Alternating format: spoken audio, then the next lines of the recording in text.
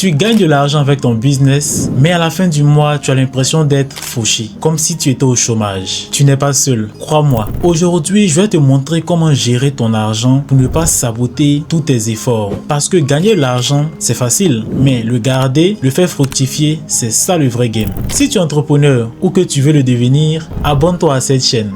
Je suis Jean Cyriac, ici on parle de business, de mindset et de stratégies concrètes pour réussir. Partie 1, l'erreur que font 80% des entrepreneurs. La première erreur que beaucoup font, c'est de mélanger l'argent du business et leur argent personnel. Tu gagnes 500 000 francs, tu t'achètes un iPhone direct. Tu invites tes potes, tu fais plaisir à ta famille et après ton business étouffe. Petite anecdote, il y a quelques années, j'étais encore étudiant et j'ai lancé mon business d'importation de vente de friperies en ligne. Et je faisais en moyenne 100 à 200 000 francs de bénéfices nets par semaine. Et dans le jeune et inconscient, je dépensais avec mes amis de classe, j'achetais les vêtements en me disant que demain j'en aurai encore. Jusqu'au jour où je n'avais plus de clients et le business est tombé à l'eau vu que je n'avais plus de fonds de commerce. Donc conseil, tu peux ouvrir 2 comptes. Si tu n'as pas de compte bancaire, tu peux ouvrir un compte Orange Money, Move Money, Momo, Jamo, Wave. Donc tu vas séparer un compte pour ton business et un autre compte pour tes dépenses personnelles. Donc il faut noter que l'argent du business doit d'abord faire tourner le business avant de te faire plaisir. Et pour te faire plaisir, tu dois te verser un salaire mensuel qui sera bien sûr raisonnable.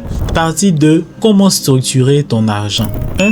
Tu dois te fixer un salaire. Verse-toi un salaire fixe, même si ton business fait 2 millions. Et si tu peux vivre avec 200 000 francs, fais-le, car ça suffit pour vivre et laisser respirer ton entreprise. 2. Entre 30 et 50%, tu dois toujours garder une marge pour le coup dur. S'il y a une période sans vente, si un client annule, si un fournisseur bloque, tu seras toujours prêt. 3. Tu dois réinvestir. Donc, tu dois nourrir ton business en investissant dans la publicité, dans le stock, dans des outils, dans un site web. Parce que c'est ça qui crée vraiment de la croissance. En 4, au niveau des impôts et des charges, tu dois prévoir 5 à 10% pour ne pas être surpris par l'État ou les obligations sociales.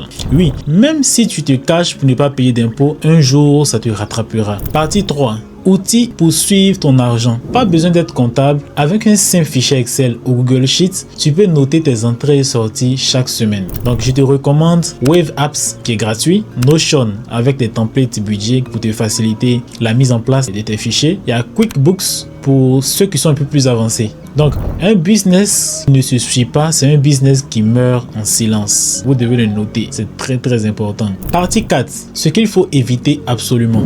1. Évitez de mélanger tes comptes Wave, Orange Money, Cash et tes cartes. Tu ne sais plus ce qui t'appartient et ce qui appartient au business. Tu n'arrives plus à faire la différence. 2.